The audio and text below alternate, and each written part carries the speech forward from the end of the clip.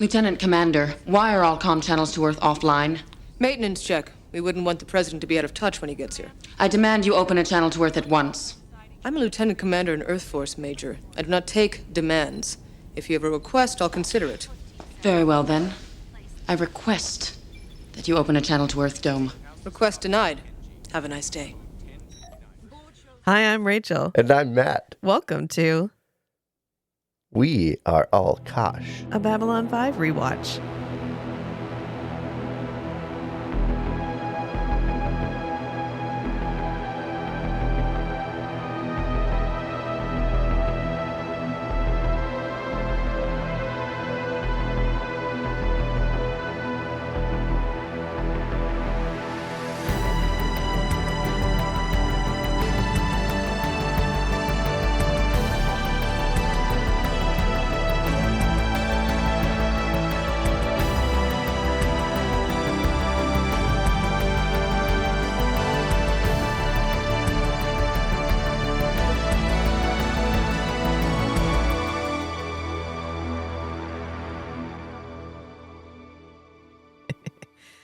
All right. Are you ready for this one? This was kind of I'm not going to lie, it's a bit of a relief. We've had some really heavy hitting episodes. And then this one was like, what if we were an action spy drama for 48 minutes? Ooh. Do you think we could do that? I think we could handle that? No. Let's take a little break from the trauma. From the From societal traumatizing trauma. the watchers. Yes. We'll just and get a little backstory on Garibaldi. Yeah, let's talk. This was a Garibaldi backstory episode. That is the only thing that matters about this episode is we finally get a glimpse. Well, we have had those little pokes about the fact that he does not have a Joan Cleaver backstory, that he has gone through some shit. Like from the episode when we talked to the lady from Interstellar Network News, and Hold she on. was like, wow. Who's Joan Cleaver? Oh, June Cleaver. My bad. That's the cold getting at me. June Evelyn Bronson Cleaver was the principal character in the American television sitcom Leave It to Beaver. Thank you for clarifying for the listeners. So the archetypal suburban wife from the 1950s. That's the vibe I was getting, but I didn't recognize the no name. thoughts, just cooking. That's the character. I have nothing. I have There no literally tragic is backstory. no backstory. I don't. I literally matter so little. I have no backstory. No, Garibaldi is not one of those characters. No, that is not Garibaldi. Garibaldi has he's got baggage. He's dragging around a suitcase full of baggage. He's got junk in the trunk. And we finally, yes, he's got junk in the trunk. And we finally get to unpack at least a small part of that. And as I was saying, we've gotten a reference to this before when we talked to that lady from Interstellar Network News. And she said, well, isn't this kind of your last chance? Haven't you washed out of like a bunch of your employment contracts before this? And Garibaldi's like, we're not going to talk about that. We're not going to say anything more about that. So what we're going to be talking about is Babylon 5 Season 1, Episode 11, Survivors. Survivors. And it is directed by Jim Johnston, written by Marc Scott Zicree. So again, this is not JMS's fault. I'm going to be, now that I'm actually paying attention to who's written these episodes, I'm wondering if my favorite episodes are all written by JMS. We're going to test that theory, I think, as we go on. The original air date for this is May 4th, 1994. And I think this is a good point to ask ourselves, was this a good episode? Or if you were watching this in Babylon 5 when it was originally airing, if you were sitting down after dinner, May 4th, 1994, you've just gotten through 2 pretty heavy episodes, and then you get this episode. How do you feel as a person, as a viewer?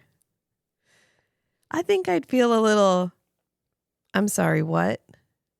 What just happened? You changed the tone real fast. That was fucking tonal whiplash. We went from, Is it right to save a child despite their religious objections so that they have the opportunity to grow up and question their religion? Or do you allow them to die knowing that there may be no reason they have to die? Oh no, Garibaldi, he alcoholic, he on the run. Oh no. It's a big tonal shift, right? And I've seen some criticism of this episode, and I think maybe we'll probably talk about it when we get there, which is that this is supposed to be showing us Garibaldi's problems, but that it doesn't actually solve any of his problems. That he's not actually... The problem was... healing? What's her name? Liana? Misunderstanding. Yeah. Like, not knowing the truth about, like... Garibaldi's motivations. Well, and also incident. That the minute he has an excuse, he goes straight back to drinking. Yeah. So has he actually processed any of his issues? And my question is, did he have to? Is that what this episode should be showing us? It feels a little unrealistic that every single character is going to be healed at the end of their one-off episode about their alcoholic backstory. So I think that's a really unfair criticism. To be fair, he turned down like 4 drinks. Yeah, he fought the good fight. He got pushed against the wall and then slammed and then tripped and then bludgeoned. Yeah, he got physically beaten up, mentally beaten up, emotionally beaten up. And then he was like, I'm not strong enough to handle this. Someone gave him a free bottle of booze. Yeah. Well, he paid 1 coin, 1 Centauri ducat for it. Yeah, but I don't know. I just stumbled across some maybe contemporary criticism, maybe like reviews from later. It was in the Wikipedia article.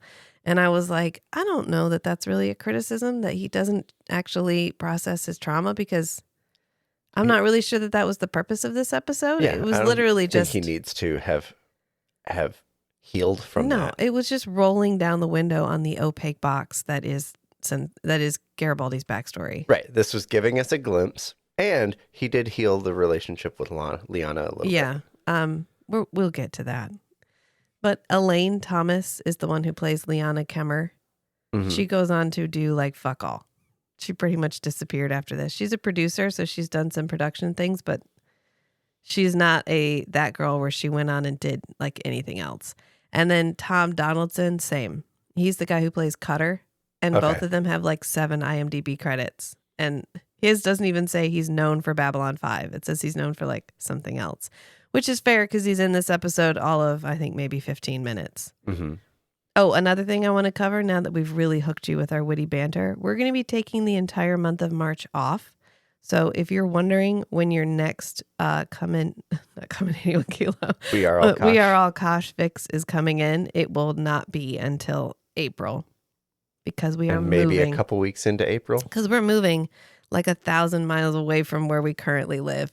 So something tells me I'm not also going to be able to produce 3-hour-long podcast episodes and move a family of 4 1,000 miles across the country. So we are going to be taking a break. And come on, get your priorities straight. Maybe if I had someone who helped me. I'm kidding. I help you move the heavy things. We covered that last time. You provide financial assistance. I'm the financial backer. And the pluckiest sides. You are my riff. I'm your foil. My riff biffle. My riffle biffle. My riffle I like biffle. That. Yes, but it's fine. So just so you're aware, heads up, April will have no new episodes.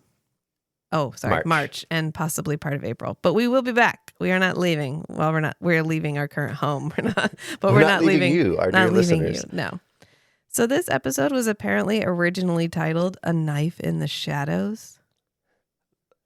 I think that would have given off a much more dramatic implication. And then you watch this and you think, okay, Knife in the Shadows doesn't quite match the story. I mean, it does a little bit better than Survivors maybe, but what it does do is set the tone better, because I don't know where they thought or when they thought they were, but Garibaldi is in a 1950s spy drama and everyone else is in a different episode. And I feel like Knife in the Shadows would have fit the overall The noir melodrama, detective noir vibe. detective vibe. He needed a fedora and a pack of cigarettes this entire As his episode. costume, yeah. Yeah. He needed to borrow Sinclair's incognito coat, his pea coat / cape thing. It would have been perfect. And the box of the glass nose mustache combo glasses that Sinclair has in his closet. That would fit Garibaldi's character extremely well, I think.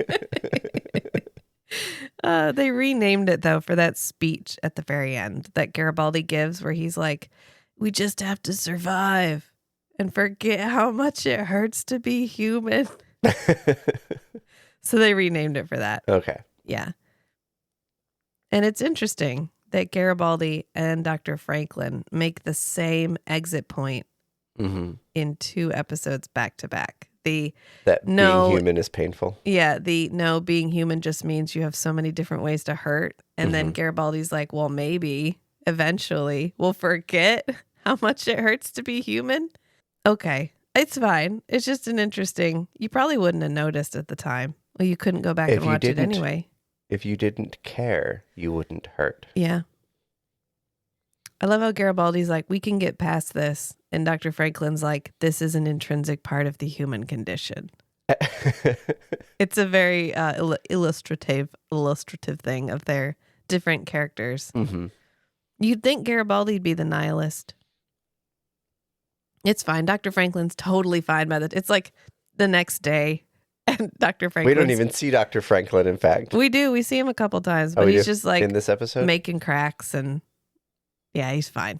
Yeah, whatever. Oh well. He's not traumatized. He's good at hiding the trauma. What a shitty Tuesday that was, am I right? Just another hump weekend. day, thank God. Just another day on Babylon 5. Wow, this job is challenging. I love it. So I'm imagining Dr. Franklin on like every other job that he's had, every shift that he's gotten transport on, every office that he's worked as a doctor in, he's violated fundamental ethical principles. And so this is just normal operating procedure he's like, for him. damn it, they caught me. Normally he can schmooze his way into doing it. And this time he's like, dang it. Normally I get away with it. Yeah, it really felt like a temper tantrum. Like nobody's letting me do what I want to do. But it's fine because he's fine now. I've done this like 20 times before and it always works out. I know. I've tried nothing before and it always works. So we finally meet. We don't meet at all, actually, but we see Luis Santiago, the president. We don't see him. We see the ship. Yeah. We hear him. We hear him later. We hear him giving a speech. But his ship color is supposed to be like Air Force One's colors. Okay. And this is actually a modified version of the only transport ship that we've seen so far, the Asimov, in the same way that Air Force One is supposed to be a modified version of an airplane. Okay. That was makes the sense. vibe they were going for. And this ship was designed by Ron Thornton. I stumbled across some trivia, so welcome, join me. And apparently he really liked this spaceship shape, and so they started jokingly calling it the Thornton-gon. Because I want to be the guy that designs spaceships and designs so many of them. You get known for the way you design the spaceship. That's funny. Oh, and I found this out. Star Furies were designed by a guy named Steve Berg, and they were inspired by the gun starfighters from The Last Starfighter. And I think we last time we watched The Last Starfighter, we're like, wow, those look like Star Furies. We were correct. So we open on a broadcast. This is actually like the one reporter that we're going to see through this lady got paid in sandwiches and she still showed up like every 15th episode to give us a plot hook via newscast.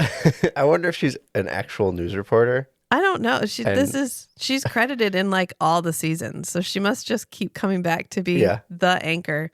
She's lasted longer than half the anchors on MSNBC at this point. Probably because she's white. So anyway, then President Luis Santiago is on his way to be the eye roll that I got from you was, I'm leaving it in just so when I listen to this episode, I'll see that look of shock on your face. Shock. Whoa. You said that out loud. But she says, President Luis Santiago's on his way to Babylon 5 to present a new wing of fighters.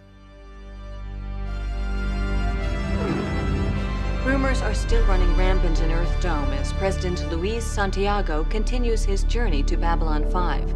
While the president is scheduled to present a new fighter wing to the station, many believe his real reason for the visit is to build support for his new alien immigration and trade agreements, which have met with strong opposition in the Senate. So they're getting a whole new complement of Star Furies, probably because they've had so many of them blow up at this point. They're like, should we go ahead and give them another shipment? They're using them. Well, let's make a thing about it. Let's travel out there and like formally present them. And we just won't comment on the fact that it's because they're running out. He's also kind of going to promote his new alien and immigration trade agreement because it's been meeting with a lot of opposition in the Senate. So we know that Earth itself wants to be isolationist. Luis Santiago is trying to push them to maintain relations with other alien governments, and it's not going over well. Yeah, it's probably not going to work out very well for him. No. Anyway, then Garibaldi and Ivanova are walking. They're walking from somewhere, and they end up on a transport tube. Doesn't matter. It's kind of a cute interaction. It's our usual, if we just stood in a room and had this conversation, it would be boring. Why don't we have them going somewhere while they're talking? And I love how nihilist they are together. Mm-hmm. Ivanova looks so unbuttoned this whole episode because she doesn't have her most severe hairstyle. Mm-hmm. I think to contrast Liana's severe hairstyle. Yeah. Because Liana... Otherwise, they'd have the same look. Yeah, because Liana went to the same hairstylist that Ivanova went to before her date with Malcolm. Because she has like a braid and a twist and a ponytail and another braid. And it's the... What? It took her like 4 hours in the morning to do all this shit to her hair instead of just pulling it back into a braid. But it's fine. It's fine. Ivanova goes, well, have they given us the itinerary yet? Do we even know what's happening? Garibaldi's like, no, they want it to be a mystery as long as possible. So that you can't plan anything. Yeah. If you don't know where the president's going to be, I guess. Security. Yeah. Garibaldi's like, oh, Through yeah. obscurity. That way they can blame us if anything goes wrong. And Ivanova's like, yup. That was the entire theme of the whole episode right there. Oh, that way it's my fault if anything goes wrong. You're correct. You're correct, Garibaldi. Yes. And they end up getting in this transport shuttle, which I love that the only person who convincingly acts like it's low gravity is the first person who walks into the shuttle. They're like, they do like a slow motion reach, and everyone else is like, all right, well, they've established that it's low gravity, so we can just walk directly onto the shuttle. It's totally fine. And this kind of reminded me of, so I watch a lot of K-dramas specifically because I love Gong Yu. And so there is the first K-drama sci-fi that they put out a couple of years ago, and it was on Netflix. And there's a scene where they're supposed to be walking across the moon, and they're all supposed to be walking like they're in moon gravity. And they are trying so hard. And it looked exactly like that first guy that's like, slow motion, as he gets on the shuttle. Anyway, it's a good series. Got a lot of flack. I don't know why. I thought it was really good. People are like, well, it's really slow. I'm like, have you fucking watched K-dramas? That's the definition of a K-drama. If we have covered any plot by episode 14, I'm disappointed, okay? It's all got to happen in the last 2 episodes. This is known. And Garibaldi's continuing their conversation. He's like, if you ask me, this whole dang luau is a waste of our time.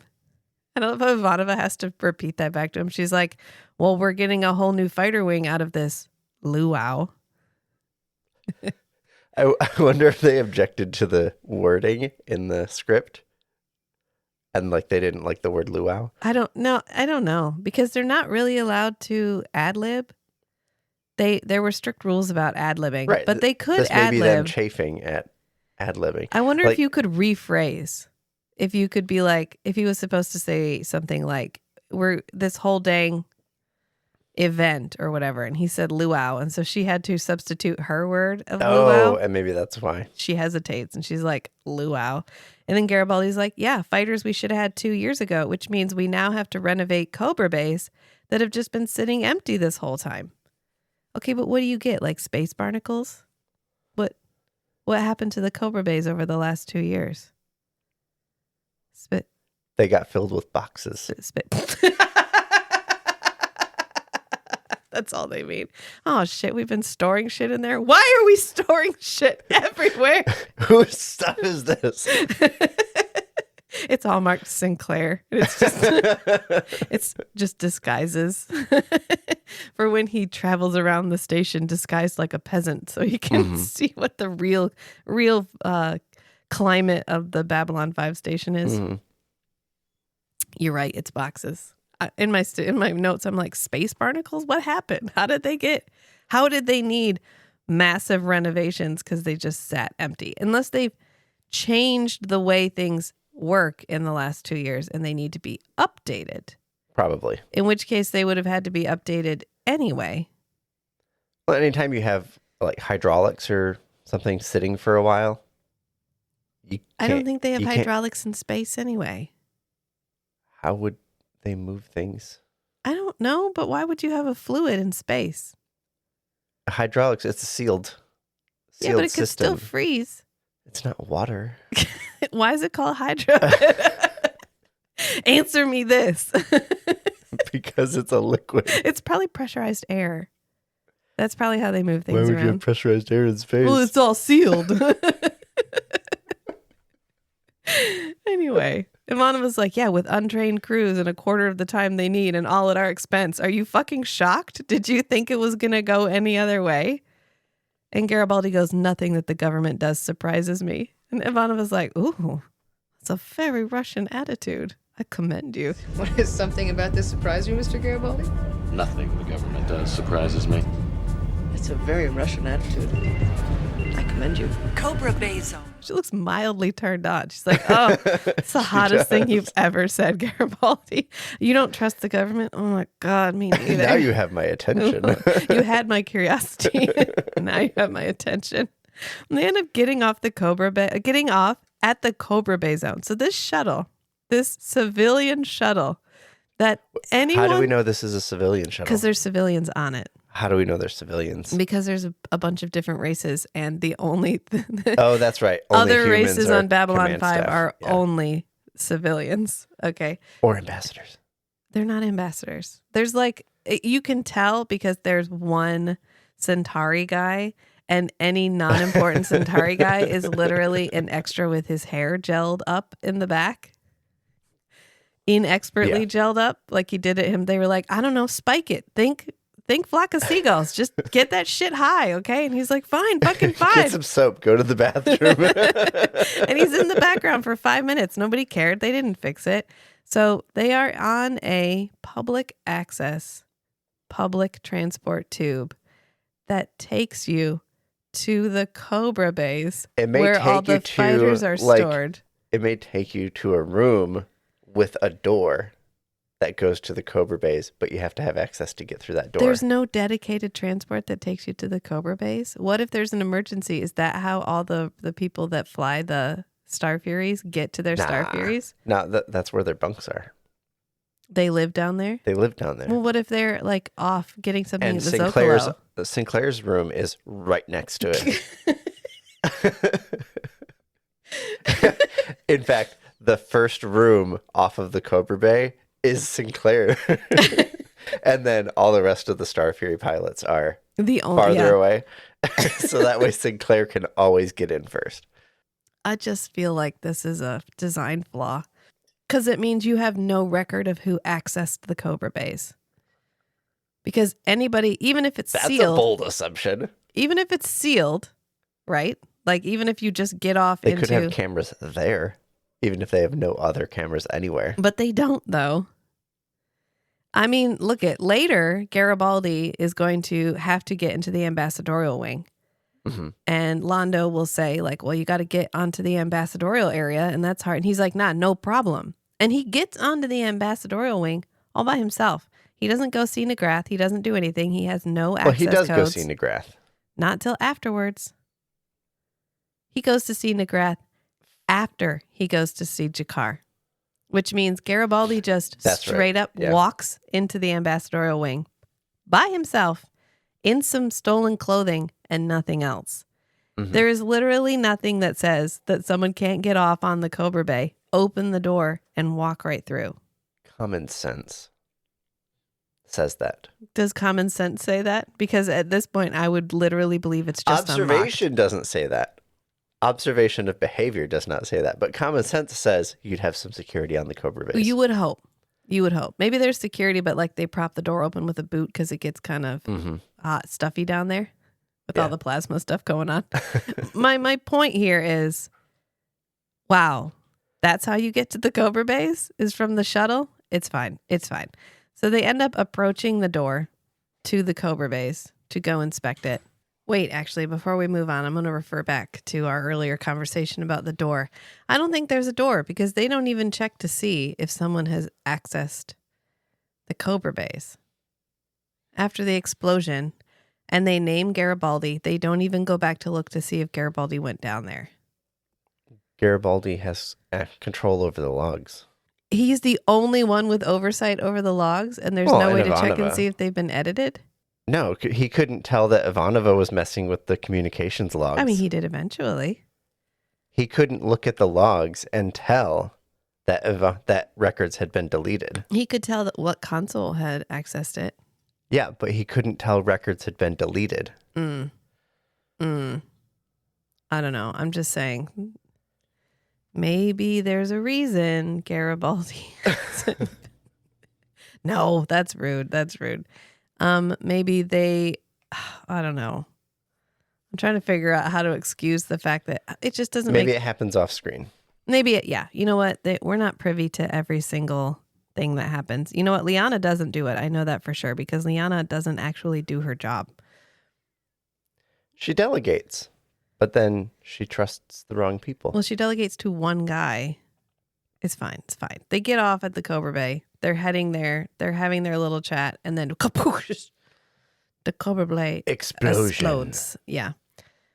Sinclair is in the observation dome, the like CNC area, and everything moves because oh no, Babylon 5 has exploded, and then a worker goes flying by the observation window. Whoopsie doodle, that's probably not good. He goes, oh my god. Luckily, there was only one guy working. So when she said inexperienced crews working with a quarter of the time at our expense, what she meant was Nolan, the inexperienced guy, the inexperienced Cobra Bay technician guy that they had working on there. It's fine. It doesn't matter. This is a straightforward action film. That's pretty much what this is. It's just a Garibaldi backstory episode. So we're going to have a lot of fun tearing this one apart.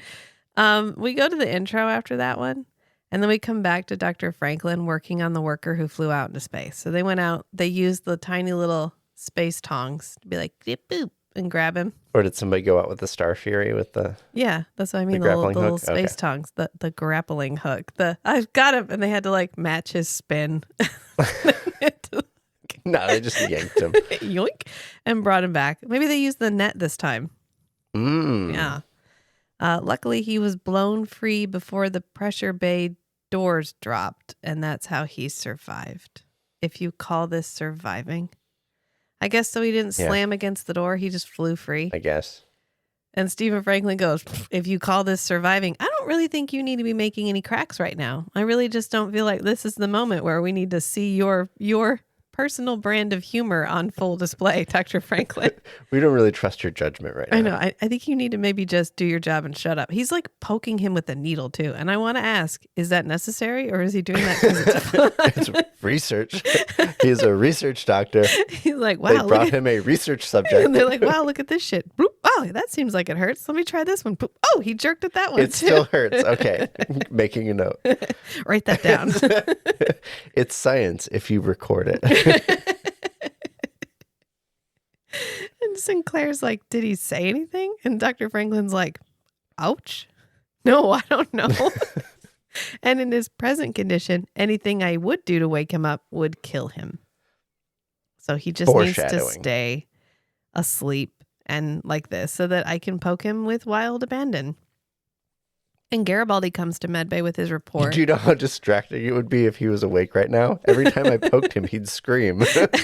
Rude, doesn't he? I need to work in peace. How many times am I going to get to study what plasma does to human flesh? Not often, let me tell you. Let me tell you. This is a rare opportunity. They get real mad when you propose it. You propose Do you know human how trials. unethical it would be to do this on purpose? I am all about ethics. Ethics is my middle name. Stephen, I always do what's right. Ethics, Franklin. I always do what's right for me. So he comes back to, Garibaldi comes to medbay with his report. And he's like, well, they sealed the bay, but what's left of the bay could fit into a shot glass. Ouch. Hey, we got to use alcohol imagery way early. It could fit in a shot glass. It could fit in a very tiny glass.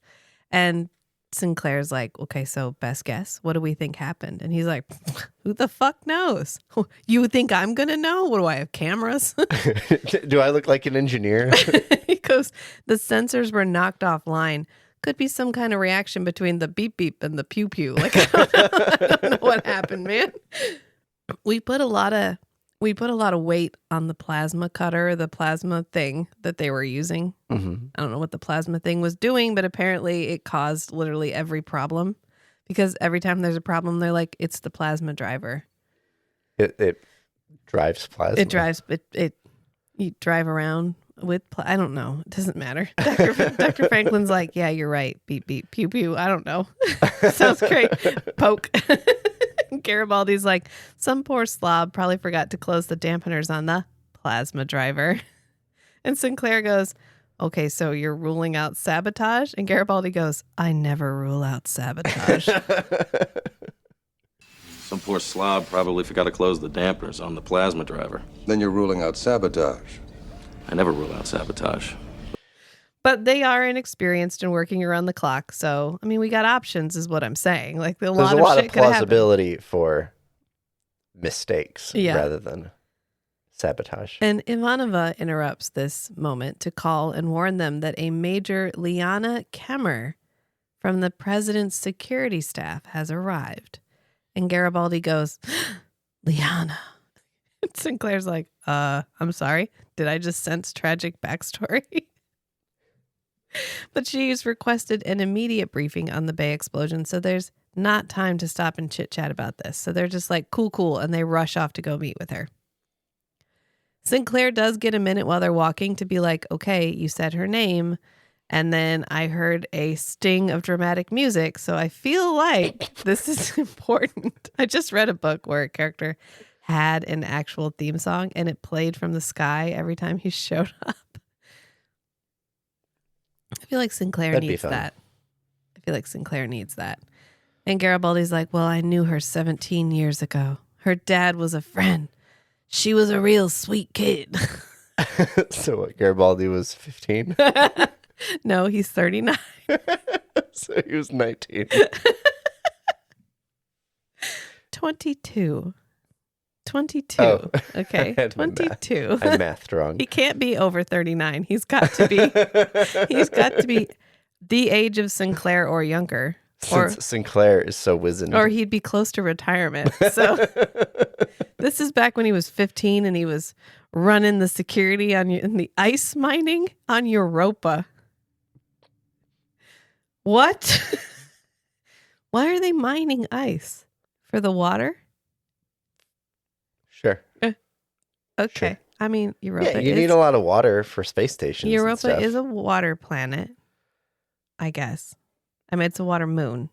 Mm-hmm. It's fine. It's fine. Yeah. Yeah. The next thing in my note is, well, have I got news for you because she grew up to be a real bitch. And I feel like she was definitely touched by the spirit of the 90s. Maybe that's why she's so tense. Mm-hmm. Because she's got like the most 90s I'm a serious woman makeup I've ever seen in my life. It's something else. So they meet up with Liana for a briefing. And she's a little stiff. She's a little stiff this whole episode. I couldn't tell you if this was her acting because she's not in anything else. I can't go and see if this is what she's like. Or if they really wanted this character to be like this. Right. I don't know. Two things can be true. Right. Sinclair's like, okay, so hey, Garibaldi will catch you up on what's happening because he's head of security and he's looked into this investigation and he has a wealth of experience and this is his home turf. So I'm going to let him take the briefing. And she's like, nah, dog, no thanks. In fact, I think I'm going to kick him out entirely and rely heavily on my own security team that has little to no native knowledge of this very large and very complicated system. And I'm sure that my position as head of this security detail was thoroughly vetted and that my professionalism and lack of conflict of interest has been established ahead of time to ensure maximum security for the president of Earth. Absolutely. Oh, wait, I don't think any of that is what happened. They were like, oh, you guys are going to go to Babylon 5. Garibaldi's the head of security. And she's like, I volunteer as tribute. I have to be there. And they're like, wow, all the way out there? You want to go all the way out there? And she's like, yeah, I love the president. I love being security for the president. You said Garibaldi's the head? Yeah, no, I love being head of security for the president. That's only I care enough to be sure that this is safe for the president. Yeah.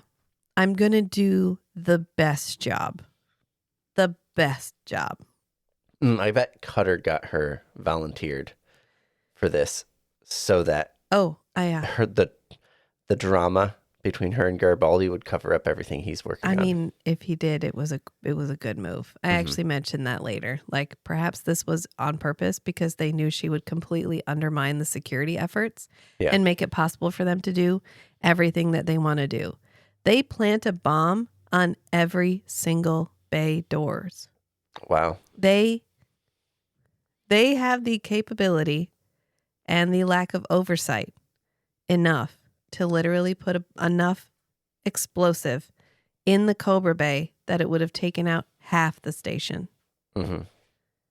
Did they not have any security on the Cobra Bay? There wasn't even, when they go, there's not even a guard standing outside the door. Yeah, Cutter. No, Cutter's not there. Oh, yes, he is there. You're right. Cutter. Only Cutter. Mm-hmm. The only guy that she brought. So she fired every security person on Babylon 5, and it was just her and her bro Cutter.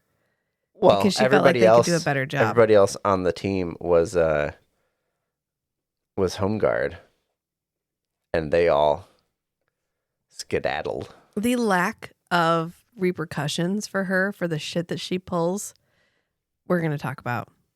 Because escaping from what should be severe consequences is apparently a trigger for me. And we're going to unpack that together. But Garibaldi immediately caves. Oh, first of all, Liana needs an HR class on how to act diplomatically with other officers of Earth Force. Because she's just heavy-handed this whole time and immediately loses their cooperation. Right. That's not how you advance your career, by being the bitch that nobody wants to work with and who actually is also still bad at your job. If you're going to act like that, you then need to be the best. Right. And if you're not, you're just burning bridges. But Garibaldi immediately caves and hands the investigation over to Liana. He's like, fine, whatever. Garibaldi out. You can have it. It's fine. I didn't want it anyway.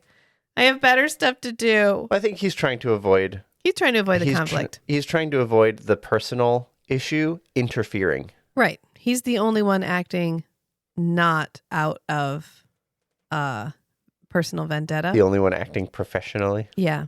Mm-hmm. For once, shockingly. For once.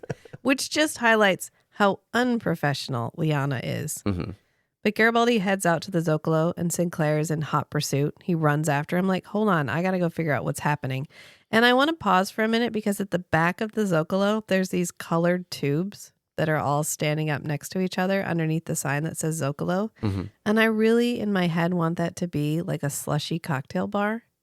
And so when you come on the Zocalo, you can buy like a slushy ticket and then you can just go back and get alcoholic drinks. Yeah. I think that would be really fun. Mm-hmm. So anyway, when they build Babylon 5, do take note. I'm pretty sure the Zocalo should have a alcoholic slushy bar at the back. Maybe there's one non-alcoholic slushy in case you brought your kids to Babylon 5. Or you're an alcoholic. I mean, that also fine. And you want to stay sober. And you want to also have a slushy. But Sinclair catches Garibaldi, and he's like, what the hell just happened? And Garibaldi goes, it's personal. And he's like, it's not personal. I'm recusing myself. He goes, it's not personal when it affects the whole station. And he does this like hand slap on his chest where he's like, well, poof. It's like a mini Sinclair smash. Like, know how much I'm holding myself back right now. Yeah. Unfortunately for both of them, Jakar immediately pops up. He's like, aha, Sinclair sets his slushy down. And he's like, aha. You're just the man I want to see. I want to complain about the seating chart for the president's banquet. And so Sinclair is trying to talk to Garibaldi, trying to sort of head off whatever this trouble is that's brewing. And Jakar is like, yes, but I am seated next to the free, he says it very dramatically. He goes, have you ever seen them eat? This is an affront to the entire Narn Federation. Okay. I think later we find out the Vree are the ones that only eat rotten meat. Okay. Don't quote me on that. But I know that there's a race that only eats like carrion. And nobody wants to be in the quarters next to them because they have to let their meat sit out and rot. Ferment. Age. Meanwhile, Garibaldi has caught someone stealing at the Zocalo. And he decides that this is the perfect moment to take out some of his frustration. With extreme prejudice. On someone he can, apparently, beat up with little to no repercussions because... he's the head of security. It's 1994. Sure. This guy has tattoos. He's completely within his rights to beat him up in public, apparently.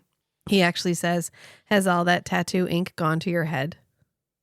As he's like slamming him against the wall. And Sinclair has to come in and break it up.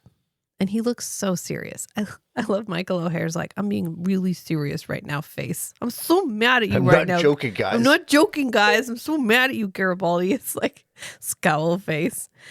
And he ends up taking him for a drink, which is just water straight up. Garibaldi's like, I need a drink. Water straight up.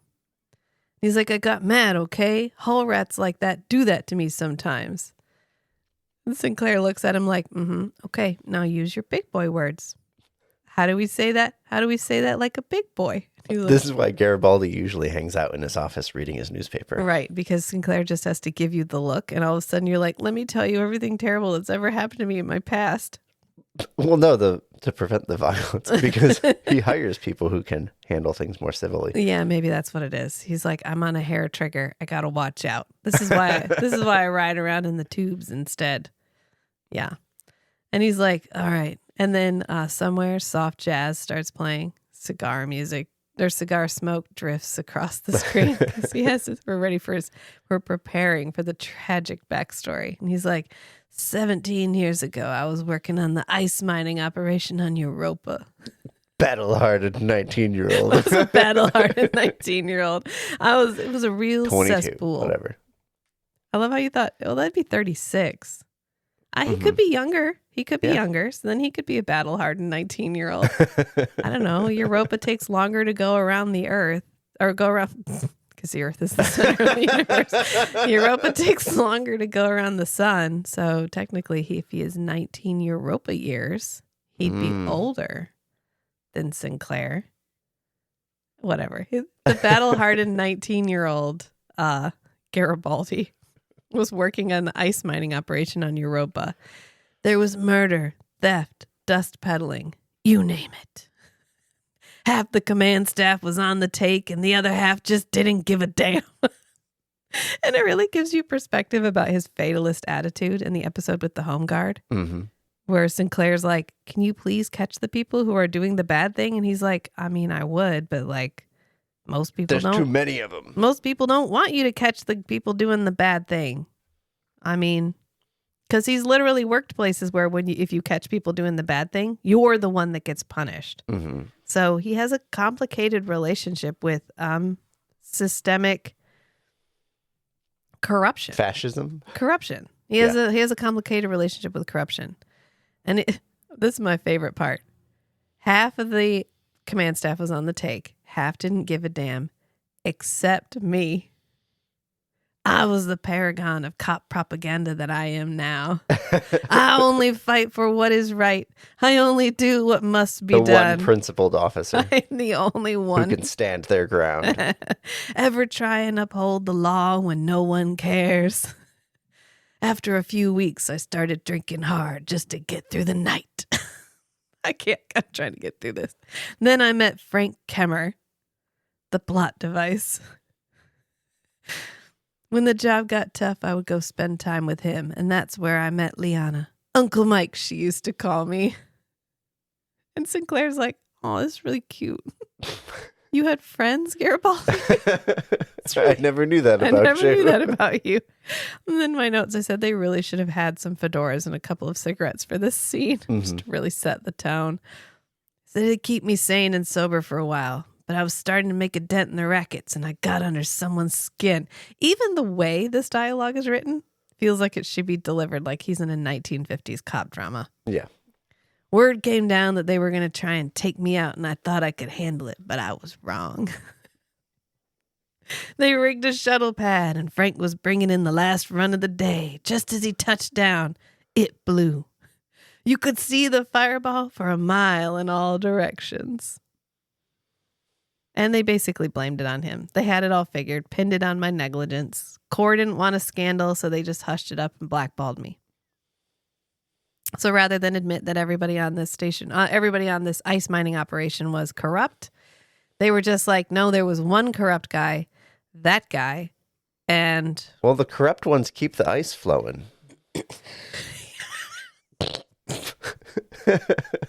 The ice must flow.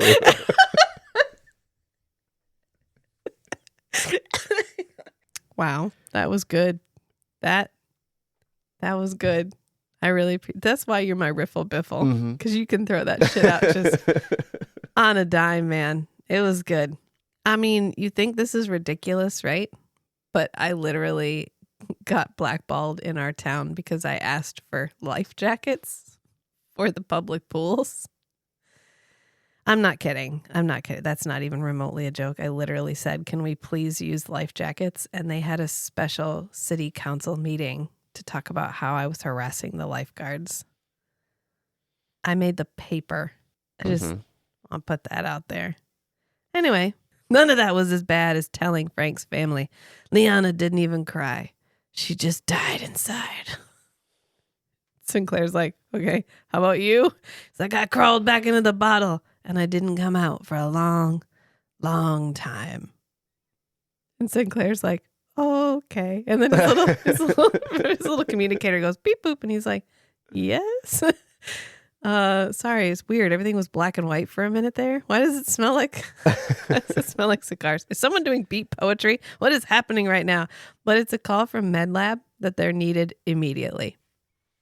So they run to MedLab because Cutter and Kemmer are waking up the guy from the explosion. This moment needed consequences. Yeah. She murders this man. Mm-hmm. We joke a lot about Dr. Franklin, but Dr. Franklin at least had the decency to not wake this guy up so that he would die in pain. Right. And later, she's going to justify this by saying that in his med report, it was already written that death was certain, which means she accessed his medical records. That's a good point. His private medical records, which you can't even do in pursuit of an investigation now. She's got presidential authority. Which she throws around like it's the biggest dick in the universe.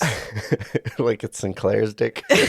Which, that's actually later. It's in my notes. Until Sinclair actually stands up to her. Until Sinclair's like, oh no, we're fucking done with this. But this moment, this is one of those 90s moments where we sacrifice the realism of what would actually maybe happen to somebody who did this for the sake of plot. Mhm. We saw this a lot in Forever Night, where they would do some, like, there's an episode where a meteor is going to hit the Earth, and there is mass rioting around the whole Earth, and currency markets crash, stock markets crash, and a week later in the next episode, everything's back to normal and we're all fine.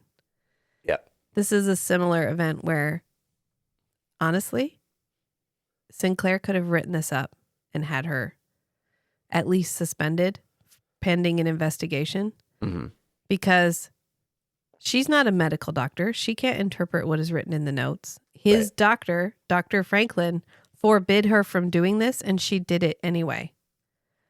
And in the end, she's not even the one who stops the bombs.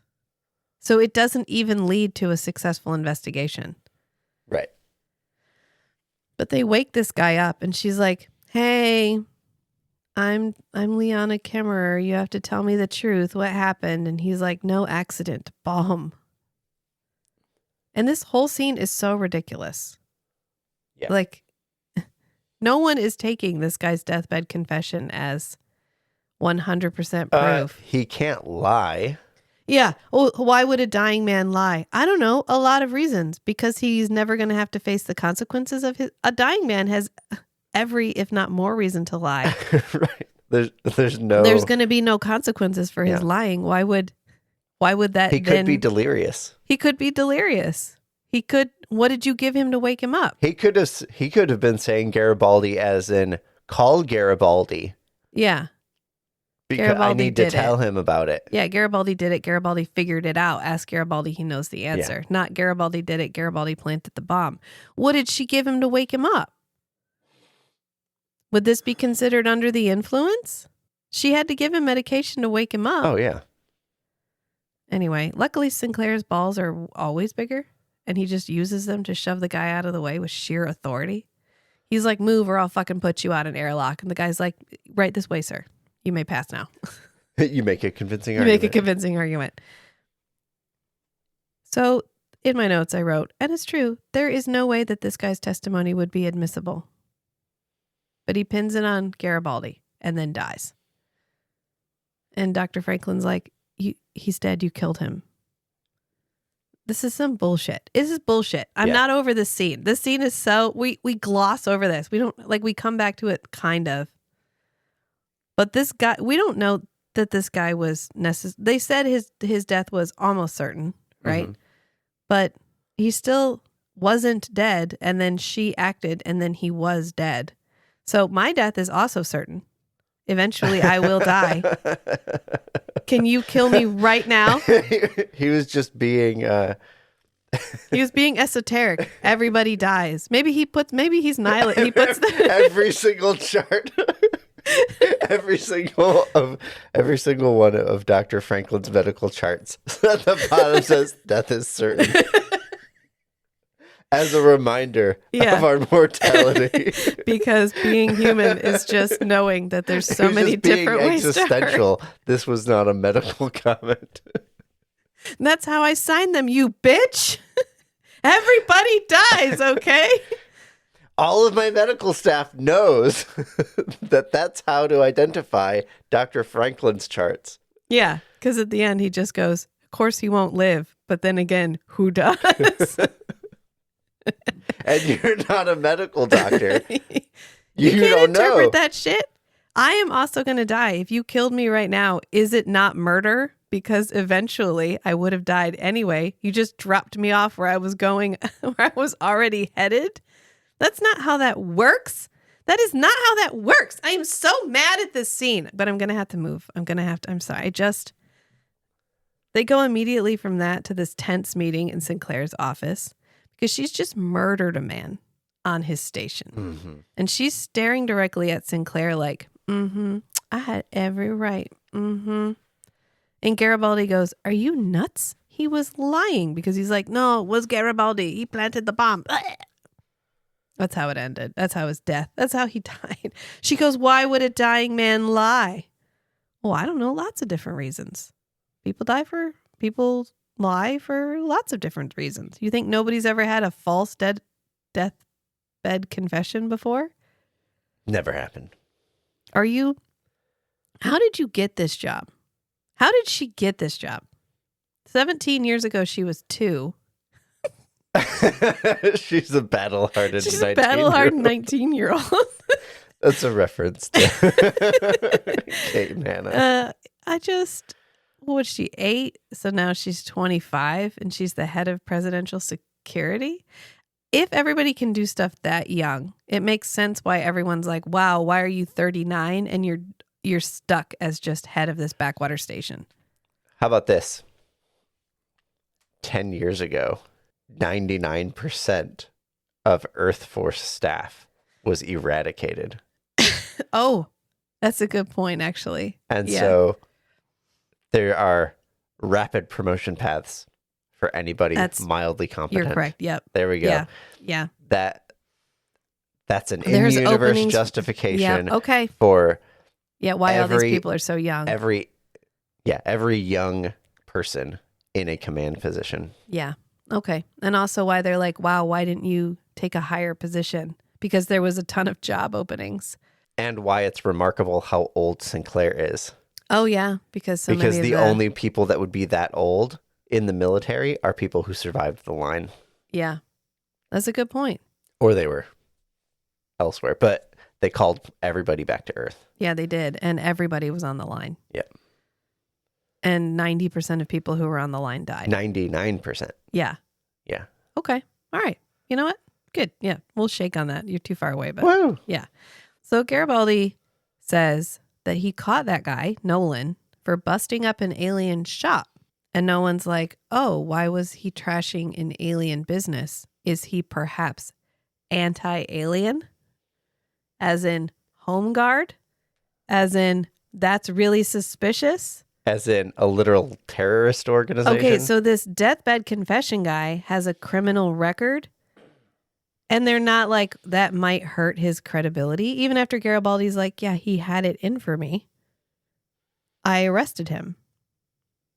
They're like, yeah, even more reason for him to tell the truth. I'm sorry, what? And Garibaldi's like, our initial scans showed no sign of a bomb. And this is when Liana's like, well, a plasma driver might have covered that up. Or you didn't want to find it. When you're driving plasma that hard. When you drive plasma, it just erases everything. Whoever did the tech, the control, control F, find the word tech, replace with plasma driver. Yeah. They're like, in light of this new information, Commander, I want Mr. Garibaldi suspended immediately. They're like, all you have is a name said by a dying man who you killed, by the way. Sinclair even goes, by the way, you killed that guy. He's dead because of what you did. And now you want me to trust you that Garibaldi needs to be relieved of duty. And she's like, the log said he was going to die anyway. And he was a witness. So sue me. I was well within my authority. I want to know, where's that all written down? Does she have a pamphlet she can hand out that's like presidential authority in you? Why I'm going to use this phrase to take over literally everything that I want to from here on out. And there's literally no precedent in modern day. And you open you open it and it's just a crayon. I do what I want. Yeah. It's Ron Swanson's letter that he keeps in his pocket in Parks and Rec. I feel like in the future, the Earth guidelines of how they do stuff, that's it. It just says, I do what I want. And so every piece of paper that's to give you authority over something is literally just a copy of that. I do what I want. On Earth Alliance letterhead. She's like, this is standard procedure if someone is implicated. I get it. If Garibaldi's implicated, I can understand where you would take him off the active investigation. Is suspect. Yeah. You might take him off active investigation. Yeah. Don't have him be the one who goes and checks out the Cobra Bay without any backup or anyone else or any oversight or anyone checking behind him. But you don't decapitate the home team when the president is on his way. It just doesn't make any sense. When she goes, I'm taking over security in light of the president's arrival. I cannot begin to describe how bad at this she is. No one is working in teams. No one is checking behind anybody. Right. There's a reason for the buddy system. She's not encouraging cooperation with the station. She's not encouraging cooperation with the station security officials. She's literally just trying to take away Garibaldi's job. Yeah. And the president of Earth is on his way. This isn't like the episode with the telepaths. Well, I guess that guy was turning into a god, so really even that was still... But it was, if they fucked up. And Cutter could be egging her on this whole time, too. I don't know. I feel like I don't want to take the... I don't want to make her the victim here. I want her to stay the victim because... Or he wants her to stay the perpetrator because I can't... This is what happens when half of your command staff get killed in a war and you have to replace them with what feels like a social media influencer. Like, was she like Europa's top fashion model? And they were like, oh my God, she would be perfect for this position. Head of presidential security. I don't know. It's really frustrating. She goes, presidential authority gives me the right, Commander, and I'm exercising it. And Sinclair looks like in his mind, he had 3 checkboxes, and that was the 3rd checkbox. She's used presidential authority. 3 strikes now. Mm-hmm. You're not fucking going to get to do it again. So he reluctantly goes over and takes Garibaldi's gun and his link. And Garibaldi's like, please don't do this. And he's like, I actually do have to do this. Like, I get this part where like he has been implicated there. Even though the implication is suspect, there are other people that can step in and do a similar job to him. So like, let's take him off the front lines. Can you give me your gun and your link? And he's like, I fucking hate this. So he tries to go home, but Lou Welch, most 1950s name. My name is Lou. The named security guard under Garibaldi. Guard. Yeah, he comes back. He's going to be in it a bunch. But Lou Welch is there because they're searching his quarters. And Liana walks by and he's like, can we talk? We need to talk about this. Like, you're literally compromising security. And so he is actually the only one who stays focused on solving the actual problem. Mm-hmm. Liana is like, I got my bad guy. It's Garibaldi. Done and dusted. Yep. And only thing she is doing is trying to find Garibaldi for the rest of the episode. Meanwhile, he is actually trying to solve the question of who actually planted the bomb, since I fucking know it wasn't me. Right. So he tries to grab her arm, which is not a great look. I hate it when they do the upper arm grab, the man upper arm grab of like, I'm going to whip you around and now we're going to have a talk face to face. It's not a great look, but he's feeling desperate. So I get it. Like, the president could die because you're so bad at your job. And I feel responsible because I feel like our past is what is driving you to do this. And we need to just get this out and get this aired out so that you can actually do your job. And so Cutter and Welch go in to search his room. And again, the fact that they aren't working in larger teams is really infuriating. Right. The buddy system gives you accountability. They know that they have been infiltrated by extremist groups. They know. Except it's the infiltrator running the show. Well, no, Liana isn't. But Liana, no, but Cutter's actually doing all the work. Yeah, Liana is so weak-willed that Cutter has completely taken over.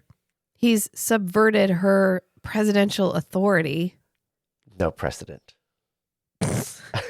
He's the shadow head of the... He's dark security. Dark, make Earth great again. Yeah, oh my God. Anyway, so Liana and Garibaldi do get to have a moment where they get to kind of say what they want to say. And he's like, look, I love Frank like he was my brother. And when he died, and Liana's like, yeah, you were just protecting yourself. I get it. And he's like, no, I made a mistake. I know that.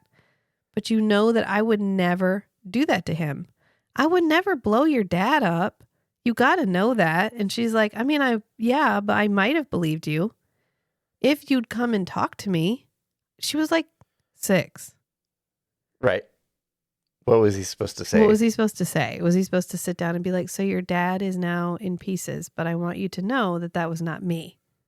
Was that going to help? She's like, you just crawled back into the bottle and ran. And now I'm having this wildly inappropriate little temper crawl tantrum and run in space. at the same time? You managed it, though. You did it. You rolled away in the bottle. He What was crawled he? back in the bottle. That's how he rolls. Even if she was 10, even if she was generously 10, Mm-hmm. what was he supposed to do? Sit down and be Stay around. But he couldn't. He literally got like ostracized. Yeah. He got kicked off of Europa. People were trying to kill him. If he had stayed with her, they might have continued trying to kill her. He may have been fleeing to keep her safe. But he can't get the words out. Did you ever think about that, Liana? No. Like maybe he doesn't know how to articulate. Maybe he was also young and didn't know how to handle the situation and handled it poorly. And maybe we need to give him a little fucking grace. I don't know. Maybe we could try that. No grace.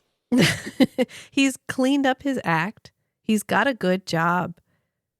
He's been running this place for years. Yeah. Maybe we can look And at his... there's only been like 36 knives. It's they fine. get through. It's fine. A couple of guns. It's okay. There was that one moment where 8 aliens got attacked in like a week, but hey, I mean, everybody slips. It's fine. It's fine. I get it. The whole point of this is to air this dirty laundry, and they do it. Is it heavy-handed? Yes. Is it not the best written moment in all of Babylon 5? Also, yes. Because they come back out of the room and Cutter is like, weirdly, I reached in my pocket while I was in the room and I pulled out these Centauri ducats and Hey, I these found this schematics. stuff in the room. It happened to be in my pocket. I carried it into the room. But I was it in was the room in the room when I pulled it out. it. And that means that Garibaldi is the bad guy. And I love Garibaldi's Slam response. dunk. I love Garibaldi's response, which is like, I'm not that dumb. You know I'm not that dumb, right? Like, you know I'm not that dumb. I would not just get the evidence and be like, hee hee ha ha, and hide it underneath my mattress. You give me a little fucking credit. If I did it, you'd never know. If Garibaldi did it, you'd never know. You would never know. He's like, maybe this is just another mistake, Garibaldi. Like you got, like from 17 years ago, like when my dad was a mistake. Like the last time I got framed. Like that time? That time? Yeah, Liana, like that moment. And I he's think like, this is like that, Liana. yeah. And he's like, you know what, actually? Garibaldi, out! And he runs. He's like, peace, motherfucker! And he leaves.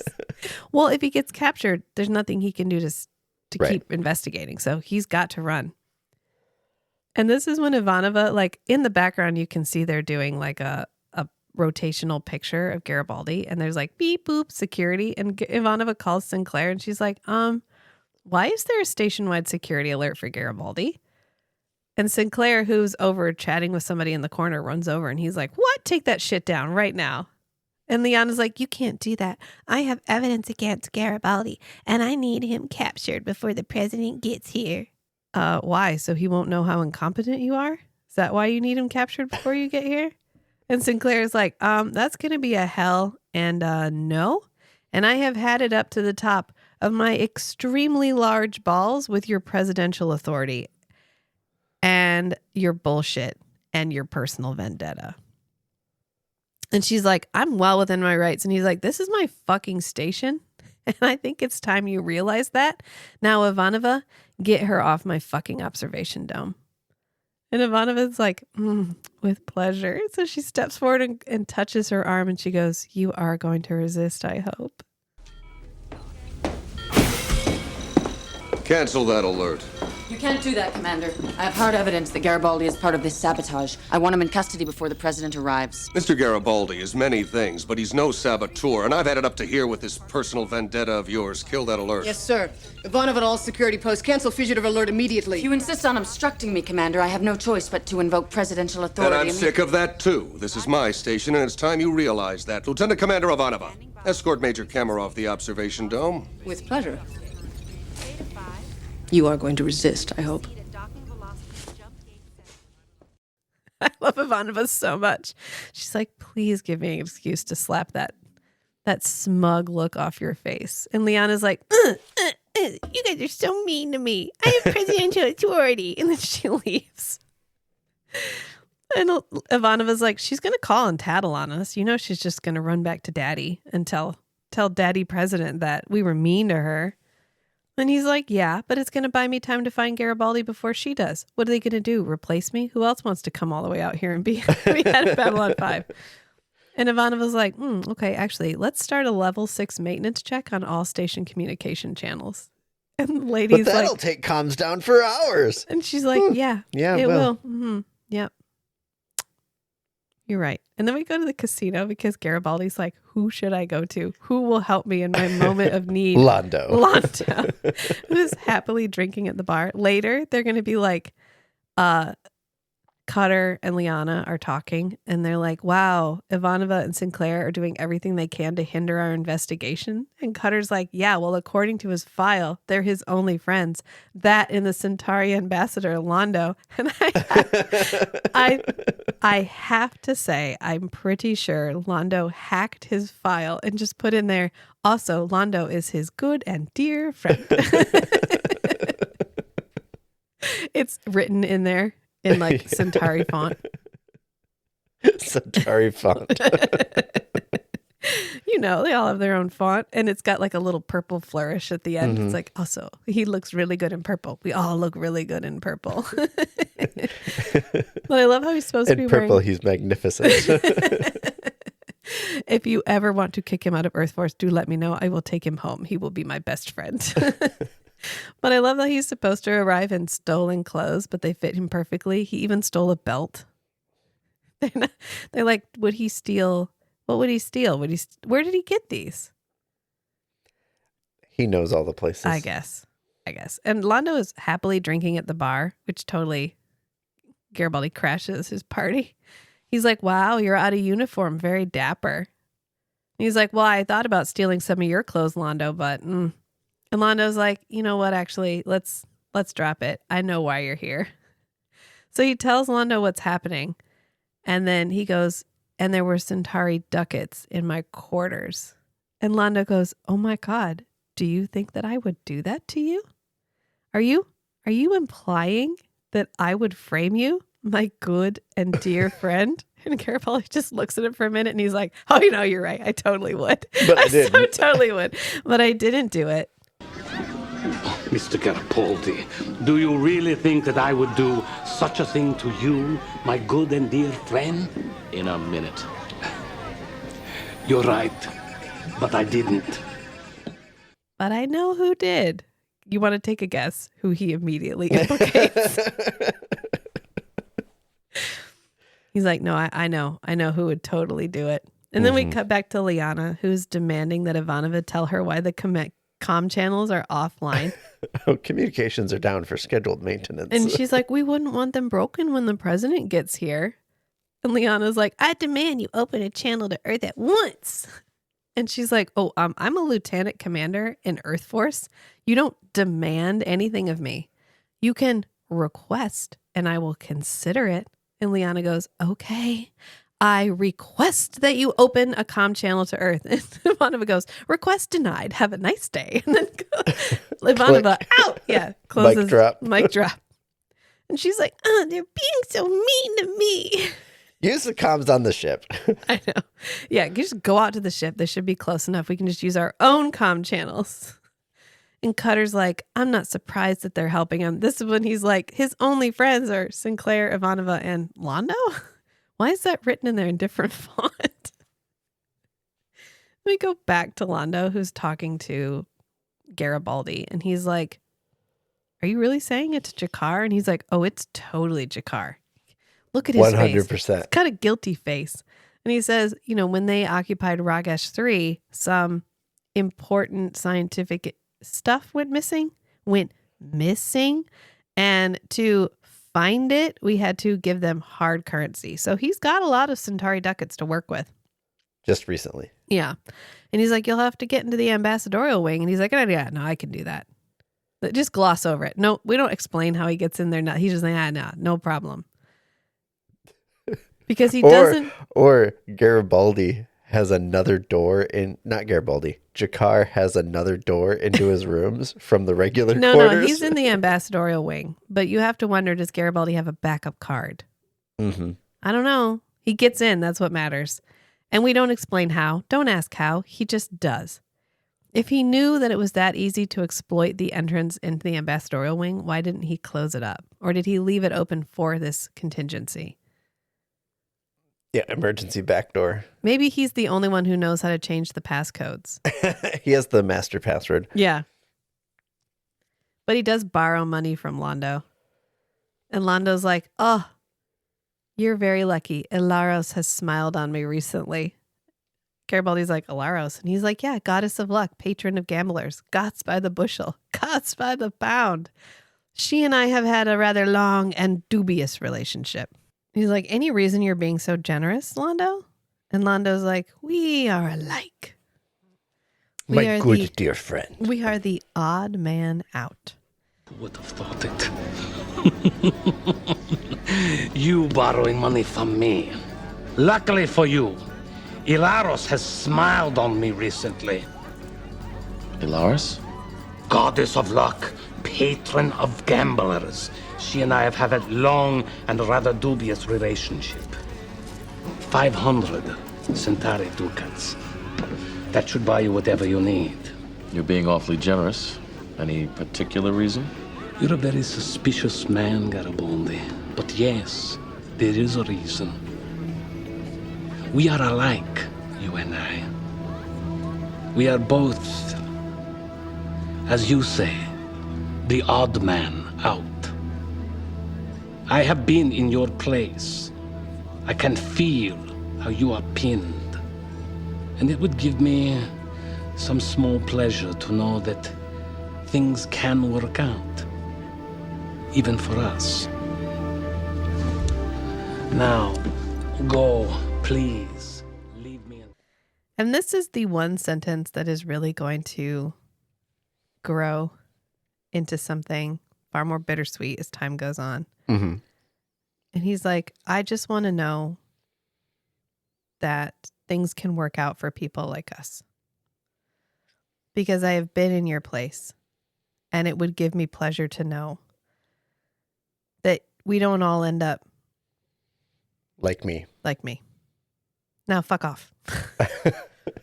He's like, Before I change my mind. he's like, you're all right, Londo. And he goes, well, okay, if they catch you, I'll deny ever seeing you. Good luck. Fuck off. So Garibaldi heads to the ambassadorial wing to find Jakar waiting for him.